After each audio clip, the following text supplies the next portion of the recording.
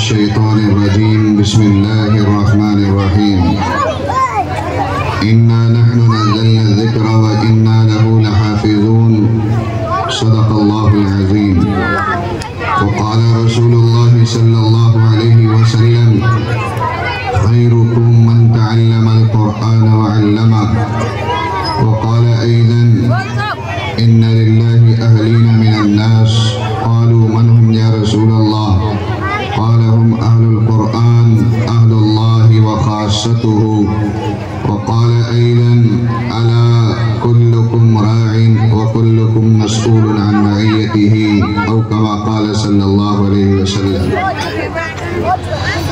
Stage پر تشریف فرما حضرات اکابر معزز علماء کرام، میرے دینی اور ایمانی بھائی اور پردہ نشین مائیں بہن،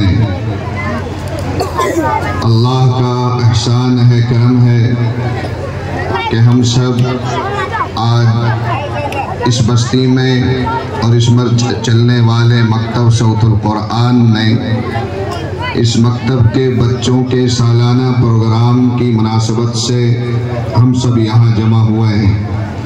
آپ حضرات بڑی دیر سے توجہ سے دل جمعی سے طلباء و طالبات کا مختلف عناوین پر مشتمل پروگرام دیکھ رہے تھے، سن رہے تھے۔ اللہ ہم سب کے یہاں آنے اور جمع ہونے کو قبول فرمائے۔ بہت خوشی ہوئی، یہ جو مکتب ہے بڑے شاندار انداز میں اپنے تعلیمی راہ پر گامزن ہے، جس کا ایک ادنا سا نمونہ ہم نے اور آپ نے بچوں کے پروگرام کی شکل میں دیکھا ہے۔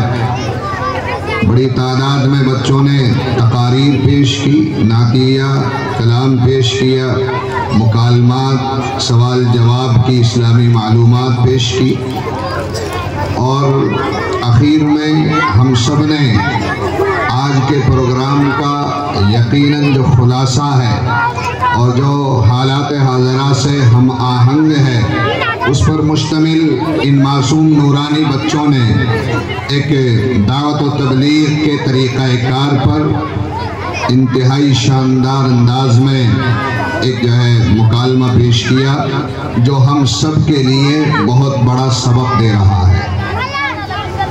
یہ مکاتب جو بستی بستی چل رہے ہیں، یہ دین کا بہت بڑا کام انجام دے رہے ہیں۔ آپ کو معلوم ہے، زیادہ تفصیل کی ضرورت نہیں ہے، ان مکاتب میں بچوں کو قرآن کریم پڑھایا جا رہا ہے، حفظ بھی پڑھایا جا رہا ہے، ناظرہ بھی پڑھایا جا رہا ہے۔ قرآن کی وہ عظیم اور لازوال دولت جو اللہ کا کلام ہے، اللہ کی صفت ہے، اور اتنا بڑا مقام ہے قرآن کا جتنا بڑا مقام خود اللہ کی ذات کا ہے۔ وہ عظیم دولت جس کا چراغ اللہ نے روشن کیا تھا 1450 سال پہلے حضرت محمد الرسول اللہ صلی اللہ علیہ وسلم کے سینہ مبارک میں، آپ نے وہ ایک چراغ سے 1.25 لاکھ چراغ حضرات صحابہ کے سینوں میں جلائے، علم کے، قرآن کے، شریعت کے۔ پھر حضرات صحابہ نے لاکھوں کی تعداد میں چراغ روشن کیے اپنے شاگرد اور اپنے طلباء کے سینوں میں، جن کو ہم تابعین کہتے ہیں۔ اور یہ تعلیم و تعلم کا، قرآن کے سیکھنے اور سکھانے کا یہ سلسلہ، مبارک سلسلہ ایسا چلا جو بحمداللہ آج تک جاری ہے اور قیامت تک انشاءاللہ جاری رہے گا۔ اسی سلسلے مسعود میں سے ایک کڑی یہ مکتب صوت القرآن بھی ہے، اور اس میں آپ کے بچے اور بچیوں کو ان کا استاد جو قرآن کی عظیم دولت دے رہا ہے، جو علم کی بیش قیمت دولت دے رہا ہے، یہ وہی چراغ ہے، یہ وہی روشنی ہے جو رسول اللہ صلی اللہ علیہ وسلم کے سینے میں آج سے 1450 سال پہلے روشن کی گئی تھی، اور وہ روشنی اس مکتب صوت القرآن کے استاد کے سینے میں بھی جل رہی ہے، اور ان کے سینے کے ذریعے سے آپ کے گھروں میں بچے اور بچیوں کے ذریعے سے اس کا اجالا اور روشنی پہنچ رہا ہے۔ یہ وہ عظیم دولت دے رہے ہیں، قرآن کریم کی خدمت انجام دے رہے ہیں، آپ کے بچے کو قرآن پڑھا رہے ہیں، اس کے ساتھ ساتھ احادیث زبانی یاد کرا رہے ہیں، نمبر وائز بچوں کو احادیث یاد ہیں۔ آپ ان میں سے کسی بھی بچے اور بچی کو کھڑا کر کے 40 حدیثیں بالترتیب سن سکتے ہیں، اور یہ بہت شاندار انداز میں آپ کو سنائیں گے۔ اگر ہم آپ سے کہیں ہماری عمر 50-60 سال کی گزر گئی، ایک حدیث کوئی نہیں سنا پائے گا، لیکن آپ کے معصوم بچے اور بچیاں 50 حدیثیں زبانی ان کے دل میں محفوظ ہیں۔ اور رسول اللہ صلی اللہ علیہ وسلم نے فرمایا کہ جس نے میری سنت اور میرے طریقے کی 40 حدیثیں زبانی یاد کر لی، میں اس کے لیے سفارش کروں گا، یعنی میں اس کے لیے گویا ایک طرح سے جنت کی ضمانت دیتا ہوں۔ تو آپ کے بچوں کو قرآن کریم کے ساتھ ساتھ احادیث سکھائی جا رہی ہیں، مختلف اوقات اور مواقع کی، لیٹنے کی، اٹھنے کی، کھانے کی، پینے کی، اور جو ہے مسجد میں داخل ہونے اور نکلنے کی، بیت الخلاء میں جانے اور آنے کی، مختلف مواقع کی دعائیں آپ کے بچے کو سکھائی جا رہی ہیں۔ اور سب سے بڑی بنیادی چیز، مسلمان بچوں کے عقائد کو درست کیا جا رہا ہے ان مکاتب کے اندر۔ جو بنیادی چیز ہے، جو اصل الاصول ہے، عقیدہ ہے، آپ کے بچے کو سکھایا جا رہا ہے کہ وہ کون ہے، اللہ کون ہے، رب کس کو کہتے ہیں، ہماری کتاب کیا ہے، ہمارا دستور کیا ہے، ہمارا نبی کون ہے، اللہ ہم سے کیا چاہتا ہے، وہ عقائد آپ کے بچوں کو مکاتب میں سکھائے جا رہے ہیں۔ تو قرآن بھی، احادیث بھی، دعائیں بھی، عقائد بھی، اور اس کے ساتھ ساتھ نماز کے، روزے کے، حج و زکوٰۃ کے، اور طہارت کے، اور دیگر ارکان شرع کے فضائل اور مسائل آپ کے بچے اور بچیوں کو سکھائے جا رہے ہیں۔ اور یہ جو چیزیں آپ نے سنی، تقریریں، نظم اور مکالمہ، سوال جواب، یہ تو عارضی چیزیں ہیں، یہ تو پروگرام کے لیے سکھائی جاتی ہیں بچوں کو، ورنہ در حقیقت ہمارے بچوں کو قرآن کی عظیم دولت، احادیث کی دولت، دعا، کلمہ، نماز کی دولت، عقائد کی دولت، مسائل کی عظیم دولت اگر کوئی دے رہا ہے تو وہی یہی مکتب صوت القرآن ہے۔ اتنا عظیم عمل ان مکاتب کے اندر کیا جا رہا ہے۔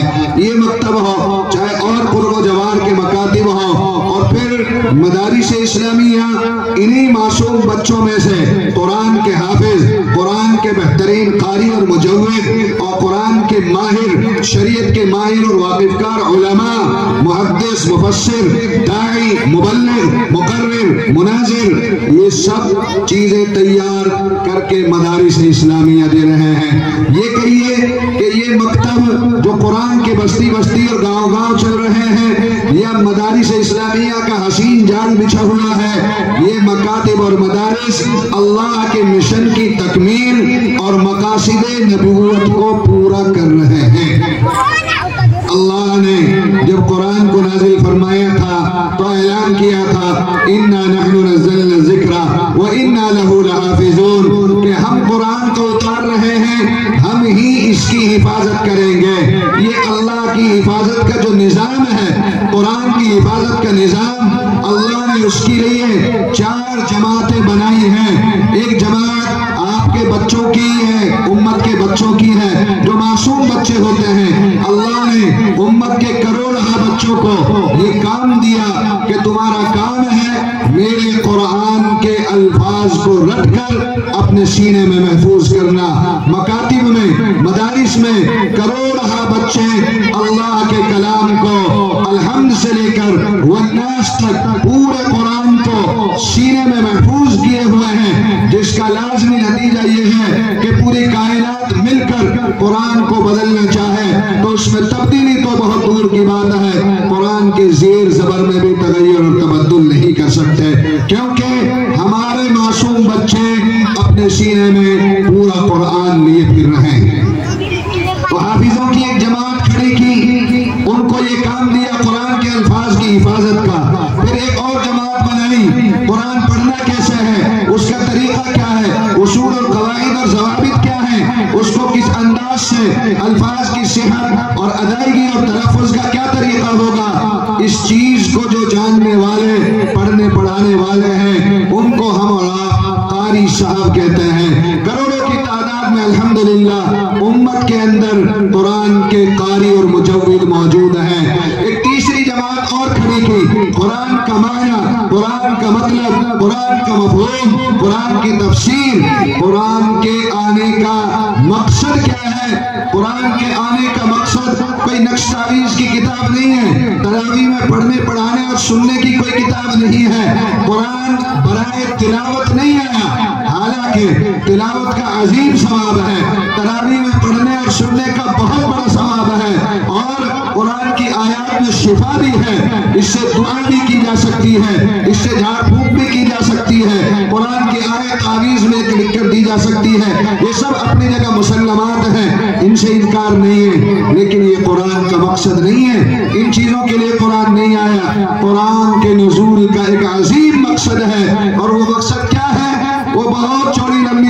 تفصیل نہیں ہے۔ قرآن کا مقصد صرف دو باتیں ہیں کہ میری رات کی زندگی میں اللہ کا حکم آ جائے اور نبی کی سنت اور طریقہ آ جائے، یہ قرآن کا مقصد ہے۔ تو قرآن کے اس مقصد کو جو لوگ بتا رہے ہیں، حلال و حرام کی، جائز ناجائز کی، حق و باطل کی، صحیح اور غلط کی جو تفسیر کر رہے ہیں، ان کو ہم عالم اور علماء کہتے ہیں، محدث کہتے ہیں، مفسر کہتے ہیں، مفتیان اکرام کہتے ہیں۔ کروڑوں کی تعداد میں اس وقت بھی الحمدللہ علماء کی ایک بڑی تعداد موجود ہے جو نزول قرآن کے مقصد کو، قرآن کے معنی کو، قرآن کے ترجمے کو، قرآن کی تفسیر کو مسلمانوں کے حوالے کر رہے ہیں اور پیش کر رہے ہیں۔ یہ تیسری جماعت ہے قرآن کی حفاظت کی۔ ایک چوتھی جماعت ہے قرآن کریم کا اور اللہ کے نبی کا ایک کام تزکیہ قلوب بھی تھا۔ ہمارے دل گندے ہیں، ہمارے نفوس اور ہمارے باطن گندے ہیں، روحانی امراض میں ہم بیمار ہیں، حسد کی بیماری ہے، چڑن کی، کینہ کپٹ کی، نفرتیں، عداوتیں، دشمنیاں، غیبت، چغلخوری، تکبر، ریا اور دکھاوا، یہ تمام روحانی بیماریاں ہیں۔ ان روحانی بیماریوں سے ہمیں اپنے دل و دماغ کو اور نفس کو صاف کرنا ہے۔ دل کی صفائی کے لیے اور نفس کی طہارت کے لیے ہم اپنا ہاتھ کسی اللہ والے شیخ کے ہاتھ میں دیتے ہیں، اس پر بیعت ہوتے ہیں، اس پیری مریدے کے تعلق کو بیعت اور اصلاح کا تعلق کہا جاتا ہے۔ وہ مشائخ خانقاہوں میں بیٹھ کر ہمارے اور مسلمانوں کے دلوں کی صفائی کر رہے ہیں ان تمام روحانی بیماریوں سے۔ یہ قرآن کی حفاظت کی چوتھی جماعت ہے۔ یہ چار جماعتیں قرآن کی حفاظت کر رہی ہیں، اور یہ چاروں کی چاروں جماعتیں الحمدللہ کسی کارخانے میں، کسی فیکٹری میں یا کہیں اور جگہ نہیں، ان چاروں جماعتوں کو جو تیار کیا جا رہا ہے وہ ان مکاتب اور مدارس اسلامیہ میں قرآن کی حفاظت کے یہ چاروں طریقے کے لوگ، چاہے وہ حافظ ہو، چاہے وہ قاری ہو، چاہے وہ علماء ہو، چاہے وہ مشائخ ہو، چاہے وہ مبلغ ہو، چاہے وہ دعات ہو، ان سب کو تیار کرنے کی اور بنانے کی اور سجانے سنوارنے کی جو محنت ہو رہی ہے، اس کی واحد جگہ ہے مکتب قرآن اور اسلامی مدرسہ۔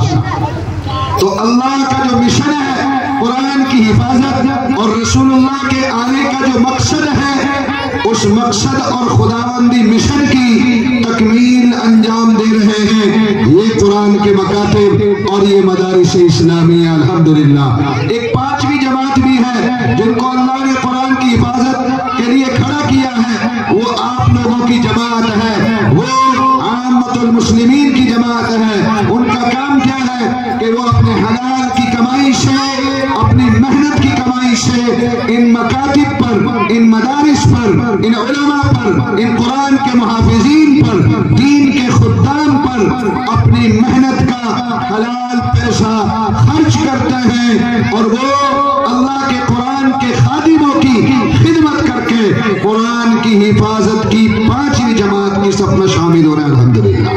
تو یہ بھائی یہ کام انجام دیا جا رہا ہے قرآن کی حفاظت کا، یہ ساری کی ساری محنت مکتب اور مدرسے میں کی جا رہی ہے۔ انہی مکاتب میں سے آپ کی بستی کا یہ مکتب بھی ہے جس کو صوت القرآن نام دیا گیا ہے۔ مولانا یحییٰ صاحب یہ 2 بڑی محنت کے ساتھ جافرشانی کے ساتھ آپ کے بچوں کو عظیم دولت، رسول اللہ کی دولت، قرآن کی دولت، اللہ کی خیرات تقسیم کر رہے ہیں۔ ہم سب کی یہ ذمہ داری ہے کہ ہم اپنے اس مکتب کو اور قرب و جوار میں جو بھی مکتب چل رہا ہو ہم سب مل کر اپنے مکاتب کو اور مدارس کو مضبوط کرنے کی کوشش کریں۔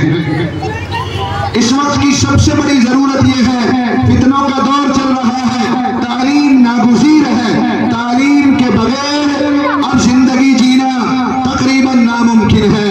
حالات ایسے بنا دیے گئے ہیں، اب سے پہلے بغیر تعلیم کے لوگوں کا گزر بسر ہوا کرتا تھا، لیکن آگے جو حالات آ رہے ہیں ایسی شرائط جو ہے معاشرے میں لگا دی گئی ہے کہ اب تعلیم کے بغیر چارہ نہیں۔ اس لیے علماء اب یہ آواز لگا رہے ہیں کہ ماں باپ کو چاہیے کہ وہ اپنے بچے کو یقیناً تعلیم سے جوڑے۔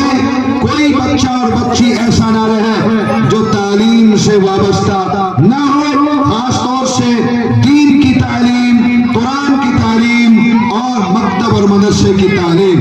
دیکھو شریعت یہ منع نہیں کرتی کہ آپ اسکول کالج نہ پڑھو، خوب پڑھائیں۔ شریعت تو یہ مطالبہ کرتی ہے کہ ہمارے بچے اچھے وکیل بھی ہو، انجینئر بھی ہو، جج بھی ہو، وکلا بھی ہو، سب کچھ ہو، مسلمان بچے ہونے چاہیے۔ لیکن شریعت یہ کہتی ہے کہ آپ اپنے بچے کو سب سے پہلے مسلمان بناؤ، اور مسلمان بننے کی جگہ آپ کا مکتب ہے جہاں بچے کو صحیح معنی میں انسان اور صحیح معنی میں کامل مسلمان بنایا جا رہا ہے۔ تو کرو وعدہ انشاءاللہ ہم اپنے بچے اور بچیوں کو مکتب سے جوڑیں گے، قرآن سے جوڑیں گے، یعنی صحیح معنی میں انسان اور پھر صحیح معنی میں کامل اور مکمل مسلمان بنائیں گے انشاءاللہ۔ کریں گے انشاءاللہ۔ اللہ ہمیں عمل کی توفیق عطا فرمائے۔ میرے بھائیوں، اگر ہم نے مکاتب سے اپنے بچوں کو وابستہ نہیں کیا، ایسے ہی غفلت کی زندگی گزرتی رہی، تو پھر حالات جو چل رہے ہیں ابھی تو برے ہیں، آگے حالات بد سے بدتر روز بروز ہوتے جا رہے۔ اللہ ہماری حفاظت فرمائے۔ نسلیں برباد ہو رہی ہیں، نوجوان نسل تباہی کے دہانے پر پہنچ چکی ہے۔ ابھی بچوں کا جو مکالمہ پیش ہوا اس کے آخر میں سب سے جو آخری پروگرام کی کڑی تھی دعوت و تبلیغ کے اوپر، اور معاشرے میں جو برائیاں چل رہی ہیں اور بڑی تیزی کے ساتھ ہماری میرو قوم کا معاشرہ اور بالخصوص نوجوان نسل لڑکے اور لڑکیوں کی اس معاشرے کے ساتھ وابستہ ہو چکی ہے اور ہوتی جا رہی ہے۔ خدا کے لیے ہمیں اپنے ہوش کے ناخن لینے ہوں گے اور اپنے گھر سے اپنی اصلاح کے ساتھ اپنے بچے اور بچوں کی اصلاح کی فکر کریں۔ جب گھر کی اصلاح ہو جائے پھر کنبے کی، پھر محلے کی، پھر بستی کی اور پھر علاقے کی ذمہ داری آتی ہے۔ تو ہم سب کو اپنی اور اپنے گھر کے افراد کی اصلاح کرنی ہے۔ قرآن کریم میں اللہ نے ذمہ داری ہمیں دی ہے، یا ایھا الذین آمنوا، اے ایمان والو، قوا انفسکم، اپنے آپ کو بھی بچاؤ جہنم کی آگ سے، واہلیکم، اور اپنے گھر والوں کو، اپنے ممبر فیملی کے ممبر ہیں ان کی بھی جہنم کی آگ سے حفاظت کرو۔ یہ قرآن ہے اور اللہ کے نبی نے فرمایا کلکم راعٍ، تم میں سے ہر ایک اپنے گھر کا ذمہ دار ہے، اپنے بچوں کا ماتحتوں کا نگراں ہے، ذمہ دار ہے، اور کل قیامت کے دن اللہ آپ سے آپ کی ذمہ داری میں کے بارے میں ضرور سوال کرے گا۔ کلکم مسئول عن رعیتہ، اللہ ہمارے بچوں کے بارے میں، ہماری مستورات کے بارے میں، ہمارے نوجوانوں کے بارے میں، گھر کے ذمہ دار سے بھی ضرور اس کی ذمہ داری کے بابت سوال کرے گا۔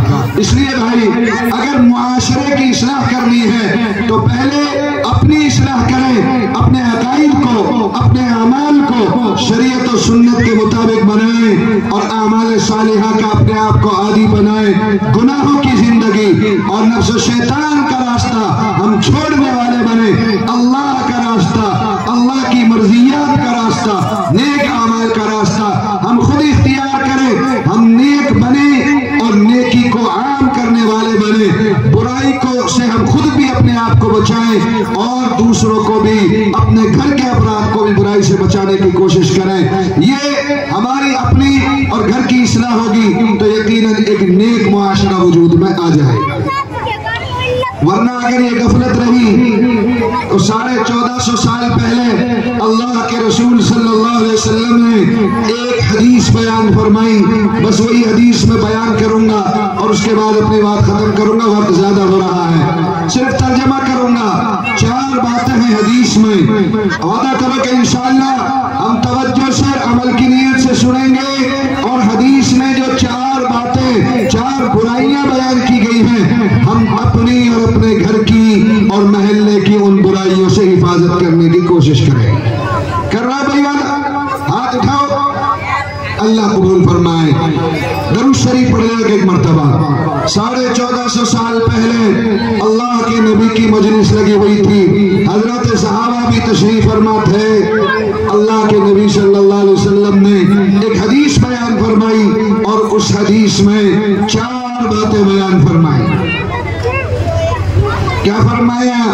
آپ نے فرمایا کیف بکم، اے مسلمانوں تمہارا ایمان اس وقت کہاں چلا جائے گا، تم کیسے مسلمان کہلاؤ گے، تمہارا ایمان کس طرح کا ہو جائے گا، کیا تم نام کے مسلمان رہ جاؤ گے؟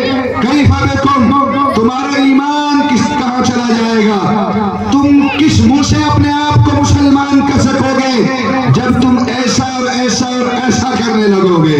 فرمایا اذا طغى نساؤكم وفسق شبانكم، تمہارا ایمان اس وقت کہاں چلا جائے گا جب تمہاری عورتیں آوارہ ہو جائیں گی، سرکش ہو جائیں گی، کنٹرول سے باہر ہو جائیں گی، بے حیا ہو جائیں گی۔ وفسق شبانكم، اور تمہارے جوان بدکار ہو جائیں گے، بد کردار ہو جائیں گے، جرائم پیشہ ہو جائیں گے۔ یہ پہلی بات ہے۔ حضرت صحابہ حیرت میں، وہ تو سوچ بھی نہیں سکتے تھے کہ مسلمان ایسا بھی ہوگا۔ صحابہ حیرت میں، انہوں نے کہا اَوَذَلِكَ لَكَائِنٌ یا رسول اللہ، اے اللہ کے رسول کیا ایسا بھی ہوگا؟ عورتیں مسلمانوں کی آوارہ ہو جائیں گی اور مسلمان نوجوان بدکار بد کردار ہو جائیں گے، کیا ایسے بھی حالات آئیں گے، ایسا بھی دن دیکھنا پڑے گا مسلمانوں کو؟ آپ نے فرمایا نعم وَأَشَدَّ مِنْهُ أَوْ وَأَشَرُّ مِنْهُ، ہاں ایسا ہوگا اور اس سے بھی برا ہوگا اور اس سے بھی خطرناک حالات آئیں گے۔ پہلی بات اِذَا طَغَى نِسَاؤكُمْ، میرے بھائیوں آپ سب گھروں کے ذمہ دار بیٹھے ہوئے ہیں، مائیں بہنیں بھی یہاں ہیں، فرمایا رسول اللہ نے ایسے حالات آئیں گے کہ امت کی عورتیں، مسلمان بچیاں، بیٹیاں، بہویں اور گھر کی عورتیں آوارہ ہو جائیں گی، سرکش ہو جائیں گی، بے حیا ہو جائیں گی۔ کیسے ہو جائیں گی؟ آج یہ رسول اللہ کا فرمان ہمارے معاشرہ میں اور میرے سماج میں 100% مکمل ہو رہا ہے۔ عورتیں آوارہ، عورتیں بے حیا، کیسے بے حیا؟ میں نہیں کہوں گا، اللہ کے نبی کی حدیث سنو۔ 1450 سال پہلے رسول اللہ نے فرمایا رب کاسیات عاریات مائلات ممیلات، ایک زمانہ آ رہا ہے کہ امت کی عورتیں جسم پر کپڑا پہنیں گی لیکن پھر بھی وہ اللہ اور رسول کی نظر میں ننگی ہوں گی، بے لباس ہوں گی۔ اس کا کیا مطلب ہے؟ جسم پر ماؤں کے کپڑا بھی ہوگا لیکن اللہ اور اس کے رسول کی نظر میں وہ عورتیں ننگی ہوں گی۔ صبح شام کے فرشتے لکھ کر لے جائیں گے کہ فلاں گاؤں میں، فلاں گھر میں اتنی عورتیں کپڑا پہننے کے باوجود ننگی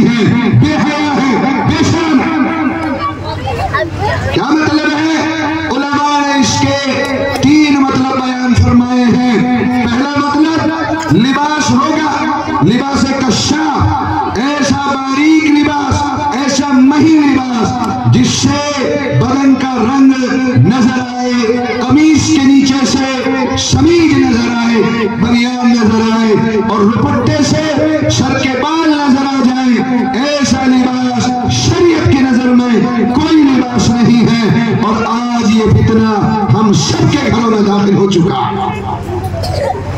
اتنا باریک لباس، سب کچھ واہ ہے، سب کچھ کھلا ہے۔ لباس کا جو مقصد ہے حسن کو چھپانا، وہ پورا نہیں ہو رہا ہے، بلکہ حسن کا مظاہرہ ہو رہا ہے اور بے حیائی کا ننگا ناچ ناچا جا رہا ہے۔ اللہ ہماری حفاظت فرمائے۔ باریک لباس کا فتنہ، مہین لباس کا فتنہ ہمارے گھر گھر میں، ہماری مستورات میں داخل ہو چکا ہے۔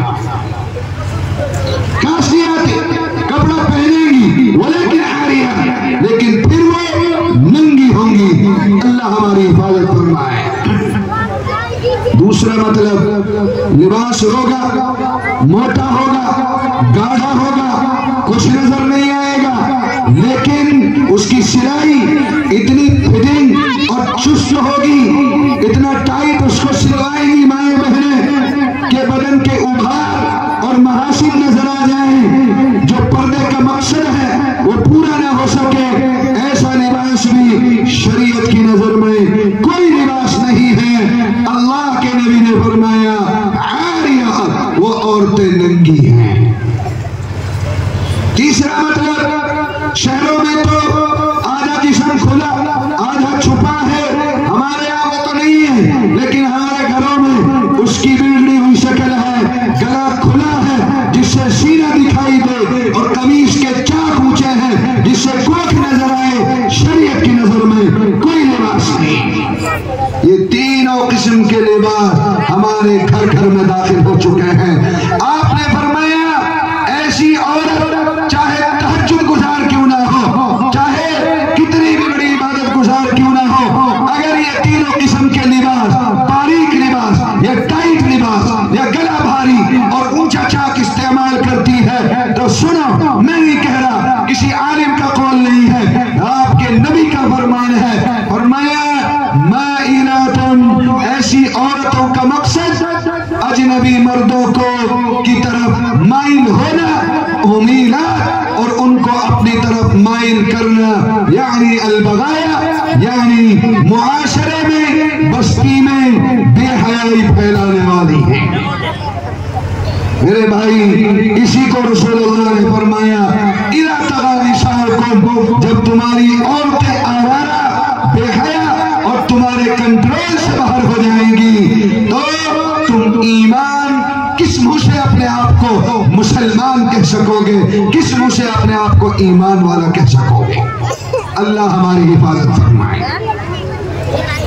تو اپنے گھر کی مستورات کے لباس کی اصلاح کرو بھائی، قیمتی پہنو، لیکن باریک نہ ہو، ٹائٹ نہ ہو، گلا بھاری نہ ہو، اونچا چاک نہ ہو۔ دوسرا، اپنے گھر میں مستورات کے موبائل کے استعمال پر کنٹرول کر لو۔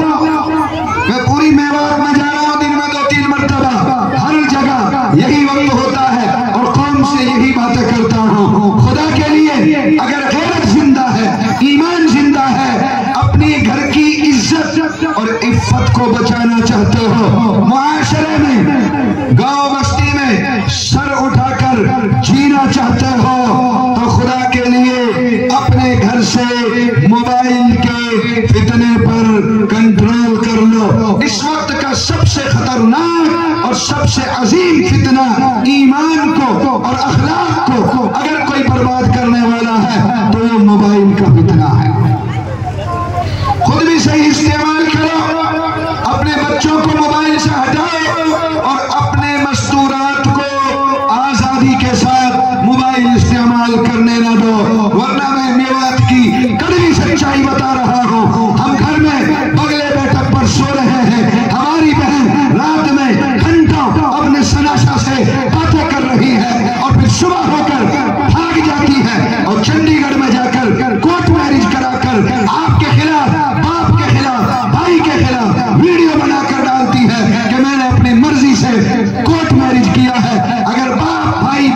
زیادہ ہمارا پیچھا کریں گے تو میں اریسٹ کرا دوں گی، گرفتار کرا دوں گی۔ رائے دی ہماری بچیوں کی یہ ویڈیو انٹرنیٹ پر وائرل ہو رہی ہے، دیکھ لو، رات دن ہو رہے ہیں، غیر مسلموں کے ساتھ بھاگ رہی۔ اس وقت کا سب سے بڑا دینی تقاضا، غیرت کا تقاضا، اللہ کے نبی نے فرمایا لا ایمان لمن لا غیرت لہ، جس آدمی میں غیرت نہ ہو اس کا باپ بھی مسلمان نہیں ہے، ایمان نہیں۔ اور غیرت کس کو کہتے ہیں؟ دنیا کی سب سے قیمتی چیز اس دنیا میں اگر کوئی ہے تو نہ وہ سونا ہے، نہ چاندی ہے، نہ جواہرات ہے، نہ زمین جائیداد ہے، کچھ نہیں۔ دنیا کی سب سے قیمتی چیز اگر کوئی ہے تو وہ ہے جس کو میرا آپ کا نبی بتاتا ہے الا کل الدنیا متاع کلھا متاع وخیر متاع الدنیا المرأة الصالحہ۔ دنیا کی سب سے بیش قیمت چیز اگر کوئی ہے تو وہ نیک عورت۔ نیک عورت کس کو کہتے ہیں؟ صحابہ نے سوال کر لیا، مائیں بھی جمع ہے، آپ بھی جمع ہے، بتاؤ اپنے گھروں کو، نیک عورت دنیا کی سب سے قیمتی چیز ہے۔ جنت کی نعمتوں کی ادنا سی جھلک اگر دنیا میں کوئی ہو سکتی ہے تو وہ مسلمان نیک عورت ہے۔ کیوں نیک عورت؟ جس کے پاس 6 چیزیں ہوں، 6 صفات ہوں، 6 کام کرتی ہو، وہ دنیا کی نیک عورت ہے۔ پہلا کام مختصراً عرض کر رہا ہوں، سب سے پہلا کام قرآن میں، حدیث میں، اللہ اور اس کے رسول نے عورت کو جو سب سے پہلا اور بنیادی حکم دیا ہے، ہماری ماں بہنوں کو، وہ نہ نماز کا ہے، نہ روزے کا ہے، نہ حج اور زکوٰۃ کا ہے۔ عورت کو سب سے پہلا حکم اس کے لباس کی اصلاح اور درستگی کا ہے۔ وَقَرْنَ فِي بُيُوتِكُنَّ، اے مسلمان عورتوں گھروں کے اندر چپکی رہو، بغیر ضرورت کے گھر سے باہر نہ جاؤ، ضرورت پڑے نکلنا ضروری ہو، اگر ہو سکے تو اپنے باپ کے ساتھ، بھائی کے ساتھ، شوہر کے ساتھ، بیٹے کے ساتھ گھر سے باہر جاؤ۔ بازار اگر جانا ہے کوشش کرو نہ جائیں، جانا ضروری ہو تو اپنے محرم کے ساتھ جاؤ، لیکن کیسے جاؤ؟ ایسے جاؤ جیسے اللہ کہتا ہے وَلَا تَبَرَّجْنَ تَبَرُّجَ الْجَاهِلِيَّةِ الْأُولَىٰ، بے حیا بن کر، بے شرم بن کر، بے لباسی بن کر، کھلے چہرے کے ساتھ، کھلے لباس کے ساتھ عورتوں کو نہیں نکلنا ہے۔ کیسے نکلنا ہے؟ يُدْنِينَ عَلَيْهِنَّ مِن جَلَابِيبِهِنَّ، تیرا لباس اچھا ہو اور تیرے جسم پر، سر سے لے کر پورے جسم پر ایک موٹی بڑی چادر ہو، دوپٹہ ہو جس سے تیرا سر چھپا ہوا ہو۔ وَقُلْ لِلْمُؤْمِنَاتِ يَغْضُضْنَ مِنْ أَبْصَارِهِنَّ، اور راستے میں جب چلو تو نظریں جھکی ہوئی ہوں۔ وَهِيَ تَمْشِي عَلَى اسْتِحْيَاءٍ، شعیب علیہ السلام کی بیٹی موسیٰ علیہ السلام کو جب بلانے کے لیے آئی تو موسیٰ علیہ السلام کے آگے آگے چل رہی ہے، اور قرآن اس کی چال کو بتاتا ہے کہ وہ ایسے چل رہی ہے گویا کہ شرم اس کی سواری ہے اور وہ شرم پر سوار۔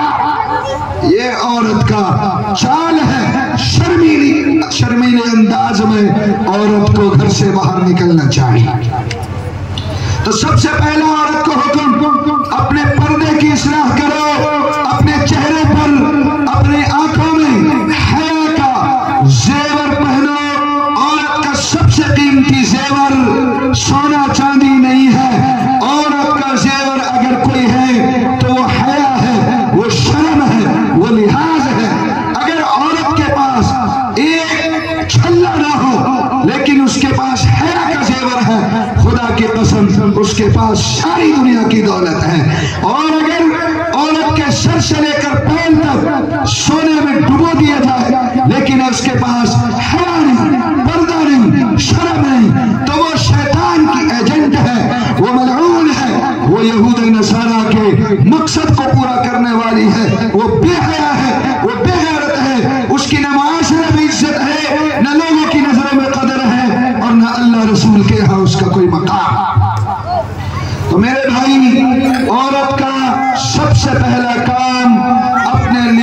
کو درست کرنا اور حیا اور شرم کا اختیار کرنا. پھر 5 چیزیں اللہ کے نبی نے حدیث میں بیان فرمائی. الا ان المرأة اذا صلت خمسها کہ مسلمان عورت جب 5 ٹائم کی نماز پابندی سے پڑھنے لگے.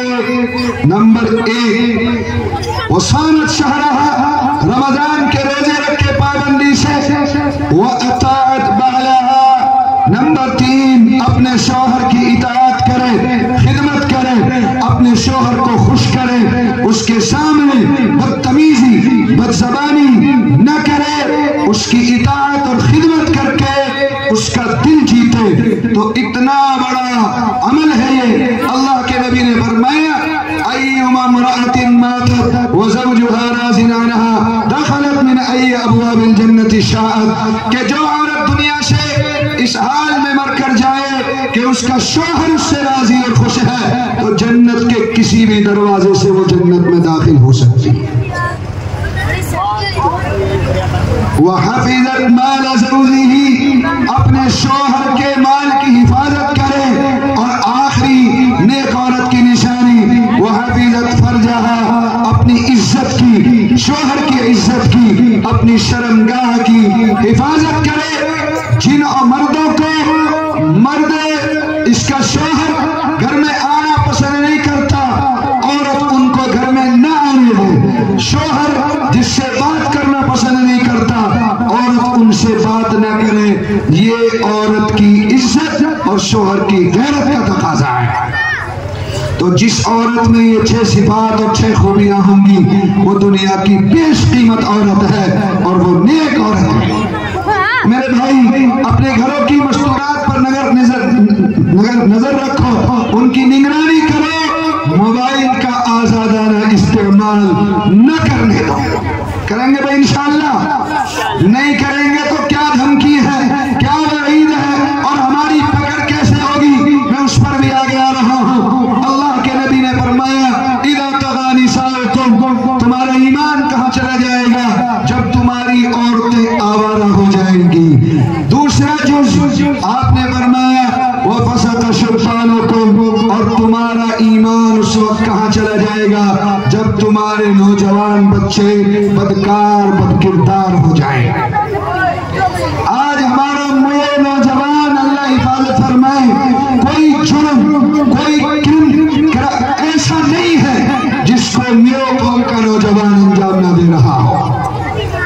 جوا ستا عام ہے، بنص قرآنی جوا ستا اور اس کی تمام شکلیں حرام ہیں. شراب عام ہوتی جا رہی ہے اور شراب تو پیچھے رہ گئی. نشے کی لعنت میں ہمارا نوجوان جکڑ چکا ہے، گرفتار ہو چکا ہے. اکثریت ہمارے نوجوانوں کی نشے کی لعنت میں گرفتار ہو چکی ہے. اور شراب اور بیئر کا نشہ نہیں ہے، ایسا نشہ الامان الحفیظ جو اپنی آپ کو ہلاکت کی دعوت دے رہے ہیں. میڈیکل نشہ، انجیکشن کا نشہ، کیپسول ٹیبلیٹ کا نشہ، شیشی کا نشہ.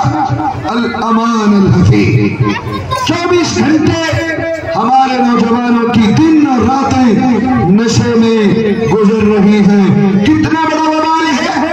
ذرا سنیں روایات میں آپ نے فرمایا شارب الخمر کعابد الوثن نشہ کرنے والا ایسا ہے جیسے مندر میں مورتی کے سامنے سجدہ کرنے والا، ماتھا ٹیکنے والا. الا شروع ممات سکران جو نشہ کرتا بغیر توبہ کے مر گیا، آئنا ملک الموت وہو سکران، اس کا جب آخری وقت ہوگا وہ ملک الموت کو دیکھے گا، روح قبض کرنے کے لیے آئے گا فرشتہ، تب بھی وہ آدمی نشے کی حالت میں ہوگا. چاہے اس ٹائم اس نے نشہ نہ کر رکھا ہو لیکن اگر توبہ نہیں کی ہے تو وہ نشے کی حالت میں مر رہا ہے. آج کتنے ہمارے جوان ہیں خدا کی قسم نشے میں ہیں، موبائل موٹر سائیکل اٹھائی भाई रोड पर एक्सीडेंट हो गया, नशे की हालत में उसने दम तोड़ दी। रात दिन हो रहा है, वो उदखिला कब्रहू वहुव सकरान, उसको कब्र में दाखिल किया जाएगा नशेड़ी को, तब भी वो नशे की हालत में होगा। वह आएगा मुनकरन व नकीरन वहुव सकरान, मुनकर नकीर को देखेगा, तब भी वो नशे की हालत में होगा। वयतवक्कफु बैना यदै अल्लाहि यौमल महशर वहुव सकरान, क़यामत के दिन उठेगा, मैदान महशर में हिसाब किताब के लिए जाएगा, कब्र से उठेगा, चलेगा महशर की तरफ, तो भी नशे की हालत में होगा। वमक़अदुहु फी वस्ति जहन्नम फी सकरात, नशेड़ियों का एक अलग तबका है, एक ठिकाना है जहन्नम में, वहां सारे नशेड़ियों को रखा जाएगा। जब उसको प्यास लगेगी जहन्नम में और वो फरियाद करेगा पानी की, तो इतना बदबूदार पीने के लिए मशरूब दिया जाएगा।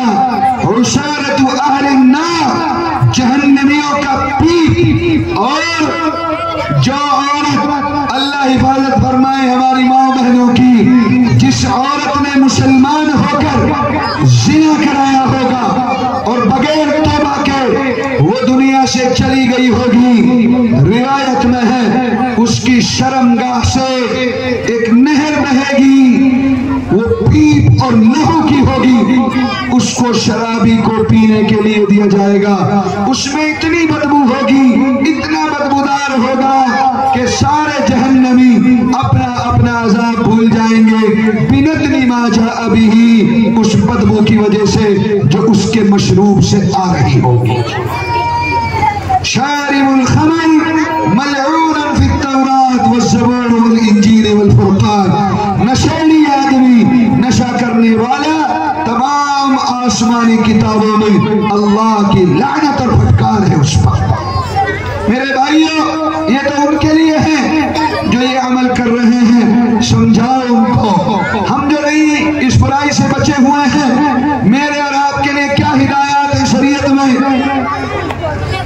फरमाया गुनहगार को, जुआरी को, सट्टेबाज को, शराबी को, नशे के आदी को, ओलेक्स बाज को, गुनहगार को हम सब मिलकर समझाएं, इतना समझाएं, इतना समझाएं, हत्ता तुअत्तिरूहुम अतरन, उनको गोया एक फ्रेम में बंद कर दो, यानी वो दोबारा गुनाह के और बुराई के रास्ते पर न आ सके।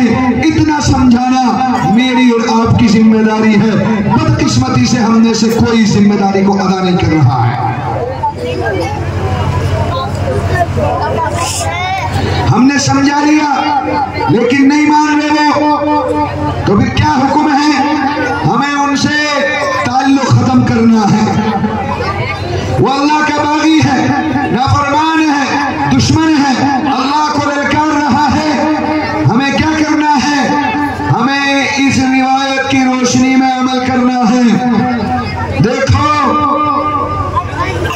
फरमाया अगर कोई मुसलमान बीमार पड़ जाए तो उसकी बीमार पुरसी इतना ऊंचा नेक अमल है कि जब आप किसी का हाल चाल बीमार के पूछने के लिए जाते हो तो फरिश्ता दुआएं देता है, तौबा व तिब्ता ममशाका व गफर अल्लाहु लक। फरिश्ता दुआ दे रहा कि किस काम पर? सिर्फ इस काम पर कि आप अपने मुसलमान भाई से बीमार से मिलने जा रहे हो।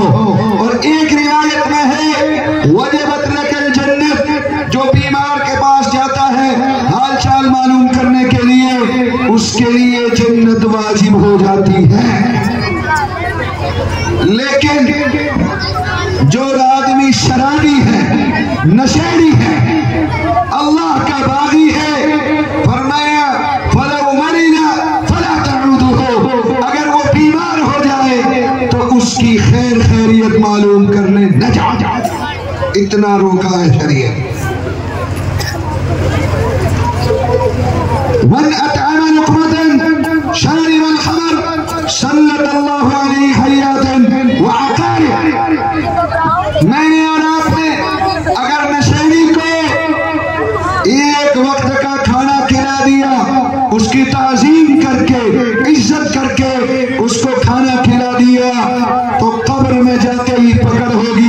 اور سانپ بچھو ازدہے مسلط ہو جائیں گے. وہ کہے گا یا اللہ یہ کس جرم کی سزا ہے؟ میرا کیا گناہ؟ میں تو نمازی تھا، حاجی تھا، مبلغ تھا. فرمایا جائے گا تو نشیڑی کی عزت کرتا تھا، اس کی دعوت کرتا تھا، اس جرم کی سزا ہے. وَمَنْ أَقَلَّهُ فَقَدْ أَعَانَ عَلَى هَدَمِ الْإِسْلَامِ. ادھار پیسہ نہ دے. اگر نشیڑی کو ادھار پیسہ دے دیا تو ایسا سمجھو اسلام کے محل کو ڈھانے میں مدد کرتا. وَمَنْ أَعَانَهُ فَقَدْ أَعَانَ عَلَى قَتْلِ مُسْلِمٍ. جس نے اس کی کسی بھی طرح مدد کی تو ایسا سمجھو مسلمان کے قتل میں مدد کرتا. یہ کس کی بات بتا رہا ہوں؟ نشیڑی کی. کس کو؟ مجھے اور آپ کو ہدایات ہے. فرمایا اگلی بات سنو جو انتہائی اہم ہے. فَلَا تَزَوَّجُوا ابْنَتَهُ.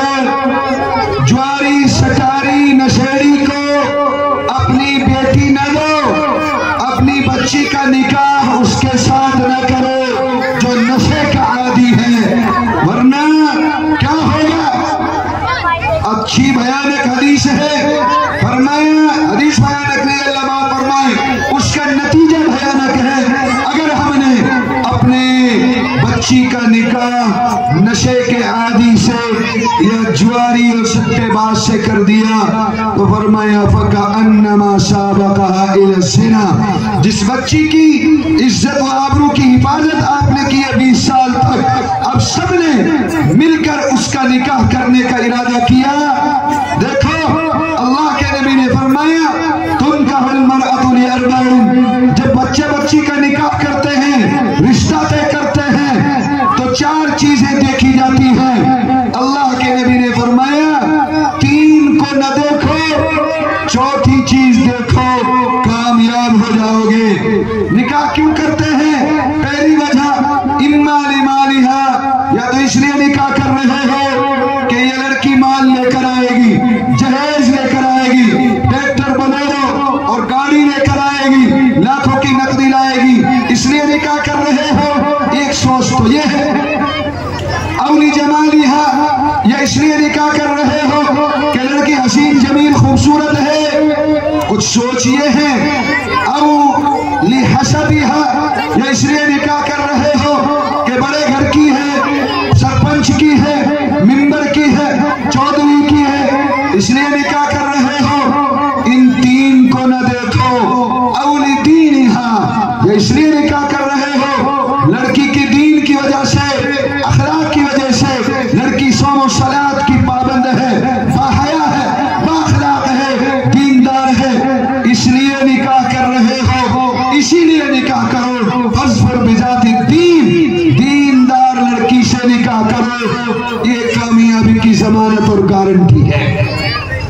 لیکن ہمارا معیار بدل گیا. ہم سب کچھ دیکھتے ہیں، زمین، جائیداد، گاڑی، دکان، بنگلے، ملازمت، ہر چیز دیکھتے ہیں، لیکن لڑکا لڑکی کا دین اور اخلاق نہیں دیکھتے. پھر نتیجہ ہمارے سامنے ہے. یا تو 6 مہینے سال کے بعد لڑکا لڑکی میں مزاج نہیں مل رہا، دونوں خاندانوں میں مزاج نہیں مل رہا. پھر کیا ہوتا ہے؟ یا تو لڑکی پھانسی کا پھندا چوم جاتی ہے، یا لڑکا پھانسی پر لٹک جاتا ہے، یا پھر طلاق کی نوبت آ جاتی ہے. پوری میوات کا حال بتا رہا ہوں. فرمایا فَلَا تَزَوَّجُوا ابْنَتَهُ. اپنی بیٹی کا نکاح ایسے نشیڑی کے ساتھ، جواری کے ساتھ نہ کرو. اگر کر دیا تو کیا ہوگا؟ لاکھوں روپیہ خرچ کر کے دلہن کے جوڑے میں سجا کر، گاڑی میں بٹھا کر، لاکھوں روپیہ برباد کر کے نم آنکھوں سے روتے ہوئے اپنی بچی کو تم بھیج رہے ہو کہاں؟ فَكَأَنَّمَا سَابَقَهَا إِلَى الزِّنَا. سب مل کر اپنی بچی کو زنا کے لیے دھکا دے رہے ہو، بدکاری کے. نہیں رو جوسی ملے گا ہی نہیں. ایسا مجمع میں نے پہلی مرتبہ دیکھا ہے. کچھ فرق نہیں پڑ رہا میرے خیال میں. کتنا خطرناک ہے جواری، شرابی، سٹیلچی، نشیڑی سے اپنی بیٹی کا نکاح کرنا. ایسا ہے جیسے زنا کے کے اڈے پر بٹھا دینا. کیسے؟ نشہ کر کے آیا آپ کا داماد، اس کو کچھ ہوش حواس نہیں ہے، آپ کی لڑکی نے کچھ کہہ دیا تو وہ کہے گا طلاق طلاق طلاق، 3 طلاق، رشتہ ختم، بیوی اجنبی غیر محرم، بولنا حرام، اس کے ساتھ صحبت حرام، زنا، اولاد ہوگی تو بھی زنا کی ہو. پھر 3 طلاق دے دی، اب اس کو چھپا رہے ہیں. مسئلے تو وہ پوچھتے ہیں جن کی بات کھل جاتی ہے. اگر کسی کو پتہ نہ چلے تو گھر میں ہی دبا کر رکھتے، ساری زندگی بغیر نکاح کے اس کے ساتھ رہ رہے ہیں، زنا کر رہے ہیں. یہ مطلب ہے روایت کا کہ ایسا سمجھے کہ زنا کے لیے دھکا دے دیا. اس لیے خدا کے لیے اپنی سوچ بدلو، معیار بدلو، فکر بدلو. لڑکا لڑکی کے رشتے کے ٹائم پر اس کے اخلاق دیکھو، اس کا دین دیکھو، ایمان دیکھو، حیا دیکھو، نماز روزے کا اہتمام کریں گے بھائی انشاءاللہ. اللہ عمل کی توفیق عطا فرمائے. تو میں عرض کر رہا تھا، اللہ کے نبی نے فرمایا کیف بکم، تمہارا ایمان کہاں چلا جائے گا؟ اذا فسدت نساؤکم وفسق شبانکم، جب تمہاری عورتیں آوارہ ہو جائیں گی اور تمہارے نوجوان کرمنل بن جائیں گے. آج مسلمان نوجوان، میوات کا نوجوان ان جرائم میں، جوا، سٹا، شراب اور نشے کے جرائم میں گرفتار ہو چکا ہے. اللہ ان کی حفاظت فرمائے. اولکس کا کاروبار پوری قوم کر رہی ہے، آن لائن ٹھگی کا کاروبار پوری قوم اس پر ملوث ہو چکی. اللہ حفاظت فرمائے. پہلے ایک مخصوص علاقہ کرتا تھا، اب تو ہر گاؤں یہ برائی انجام دے رہا ہے. حلال کمانے کو جی نہیں کرتا، حلال سے پیٹ نہیں بھرتا، اور وہ زمانہ آ چکا ہے. اللہ کے نبی نے فرمایا تھا سیأتی علی الناس زمان، میری امت پر ایک ایسا زمانہ آئے گا لا یبالی المرء ما اخذ من المال ام من الحلال ام من الحرام، کہ ایسا وقت آ جائے گا کہ مسلمان یہ نہیں دیکھے گا کہ یہ مال حلال ہے کہ حرام. بس ایک ہی دھن ہوگی کہ مال آئے چاہے جیسے اور جہاں سے آئے، چوری کا ہو، ڈکیتی کا ہو، لوٹ مار کا ہو، اولکس کا ہو، فراڈ کا ہو، قتل بازی کا ہو، بلیک میل کا ہو، جوئے شراب کے ذریعے سے آئے، پیسہ آئے. یہی فکر ہوگی، یہی دھن ہوگی، اور وہ حالات اب آ چکے.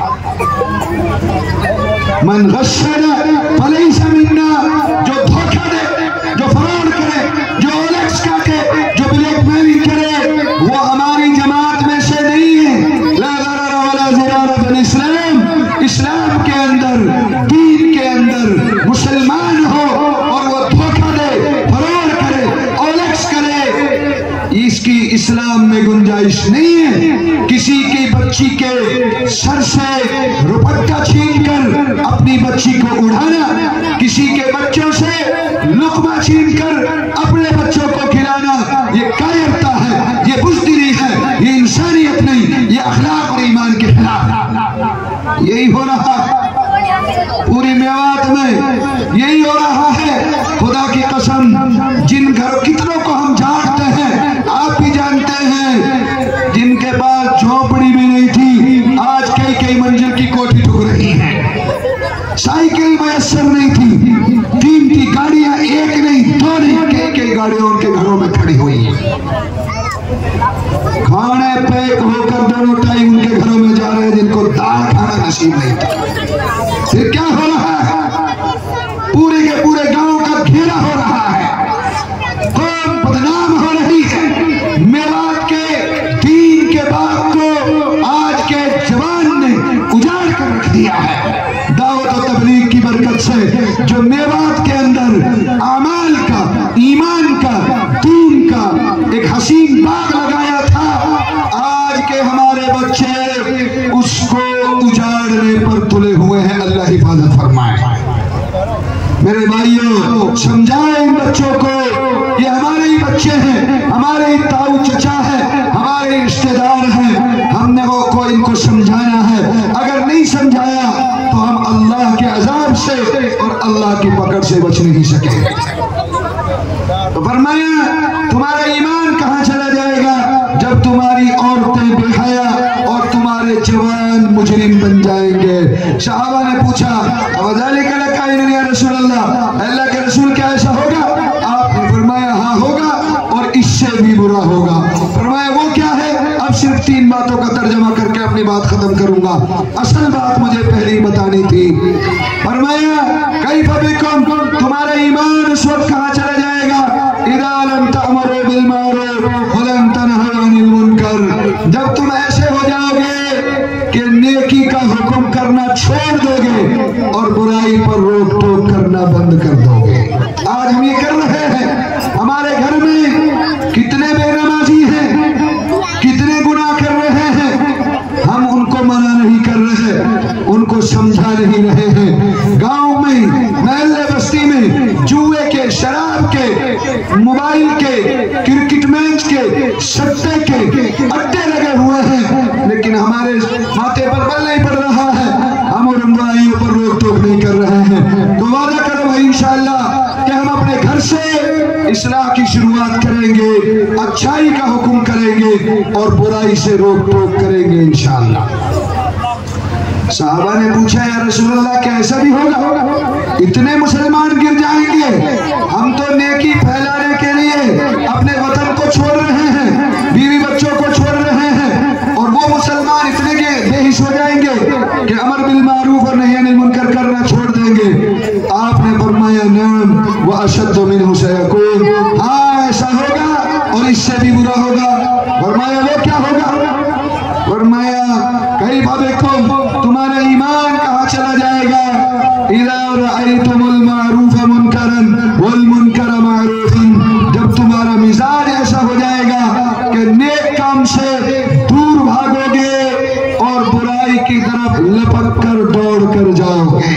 आज ये हो रहा है, नेक काम में हम शिरकत नहीं करते, ऐलान होता भाई ठहर जाओ, मस्जिद में दीन की बात होगी, 5 मिनट नहीं रुक सकते, मस्जिद के बाहर गीबत के अड्डे पर, चुगली के अड्डे पर, मोबाइल और टीवी के साथ और जुए के ताश के साथ हम घंटों बिता देते हैं, पूरा दिन गुजार देते हैं। नेक काम से दूरी और गुनाह की तरफ जो है लपक कर जाना, आज ये हमारे अंदर हो रहा। अल्लाह हमारी हिफाजत फरमाए। तो करें वादा इंशाअल्लाह हम नेक कामों में शिरकत करेंगे और बुराई से दूर भागेंगे इंशाअल्लाह। अल्लाह अमल की तौफीक अता फरमाए। साहबा ने पूछा या रसूल अल्लाह ऐसा होगा? आपने फरमाया हाँ होगा और इससे भी बुरा होगा। फरमाया वो क्या है? आखिरी और चौथी बात फरमाया कैफ़ बिकुम, तुम्हारा ईमान कहाँ चला जाएगा, तुम कैसे मुसलमान कहलाओगे इज़ा अमरतुम बिल मुनकर व नहयतुम अनिल मारूफ, जब तुम खुद ऐसे बन जाओगे माँ बाप के गुनाह का हुक्म करोगे कौलन या अमलन, अपने औलाद को गुनाह का हुक्म करोगे और उनको अच्छे कामों से रोकोगे। आज ये भी हो रहा है भाई, अल्लाह हिफाजत फरमाए। कितने माँ बाप ऐसे हैं जो खुद कह कर अपने बच्चों से गुनाह करवा रहे हैं, और कितने बाप ऐसे हैं जो बच्चा हराम कमा कर ला रहा है, उससे पूछ नहीं रहे और उसके पैसे से जमीन खरीद रहे हैं, मकान बना रहे हैं। तो ये हुक्मन अपनी औलाद से गोया कि हम गुनाह करा रहे हैं। अल्लाह हमारी हिफाजत फरमाए। मेरे भाई ये मुआशरा जो रसूलुल्लाह ने इस हदीस में बयान फरमाया है, ऐसा लगता है कि ये हदीस आज के माहौल के लिए आपने बयान फरमाई। ये मुआशरा आज हमारी कौम के अंदर मुकम्मल पाया जा रहा है। जरूरत इस बात की है कि हम सब मिलकर अहद करें कि इन बुराइयों से अपने आप को बचाएंगे और अपने घर को भी इंशाअल्लाह बचाने की कोशिश करेंगे। करो वादा इंशाअल्लाह अपने घर की मस्तूरात के लिबास की फिक्र करेंगे, मोबाइल पर कंट्रोल करेंगे और अपने नौजवान बच्चों को समझाएंगे, बुराई से नेक रास्ते की तरफ उनको लाएंगे और खुद भी नेक बनेंगे और अपने माशरे को भी नेक बनाने की कोशिश करेंगे भाई इंशाअल्लाह। उसके लिए 2 तरीके हैं। पहला तरीका, आपके जो मासूम बच्चे हैं, मासूम बच्चे और बच्चियां, ان کو مکتب سے جوڑ دیا جائے، انشاءاللہ یہ انسان بنیں گے، صحیح معنی میں کامل مکمل مسلمان بنیں گے، ان کے عقائد درست ہوں گے، اسلام کے اوپر ان کو استحکامیت ہوگی، اور پھر یہ آگے چل کر نیک بچے اور نیک بچیاں معاشرے کو ملیں گے انشاءاللہ۔ یہ بچوں کے ماحول سدھر جائے گا، اور جو بڑے بچے ہیں، جوان ہیں، جو مکتب مدرسے سے دور ہیں، ہم سب مل کر ان کو سمجھائیں، اکیلے بھی مل جل کر اکٹھے ہو کر بھی، اور اس کے لیے بہترین طریقہ بزرگوں نے جو اختیار کیا ہے وہ دعوت و تبلیغ کا چلتا پھرتا مدرسہ ہے۔ ہم سب اس میں 3 دن، 1 مہینہ ایک چلہ، اور 4 مہینے اور سال میں ضرور وقت لگانے کی کوشش کریں، انشاءاللہ ہماری بھی اصلاح ہوگی، ہمارے اندر دین آئے گا، بڑوں کے اندر دعوت کے راستے سے، تبلیغ کے راستے سے، اور ہمارے بچوں میں دین اور ایمان اور علم آئے گا ان مکاتب اور مدارس کے ذریعے سے۔ اللہ تعالیٰ ہم کو ان باتوں پر عمل کرنے کی توفیق عطا فرمائے، اور اس مدرسے کو، اس مکتب کو، اس پڑھنے والے بچوں اور بچیوں کو، اور پڑھانے والے اساتذہ و معلمین و منتظمین کو اللہ قبول فرمائے، اور دین کا داعی، دین کا خادم اور دین کا حافظ اور عالم اللہ اپنے جناب سے ان کو فرمائے، اور جزائے خیر ان سب کو عطا فرمائے، اور ہم سب کے یہاں آنے جمع ہونے قبول فرمائے۔ وآخر دعوانا الحمدللہ رب العالمین۔ جزاکم اللہ خیرا۔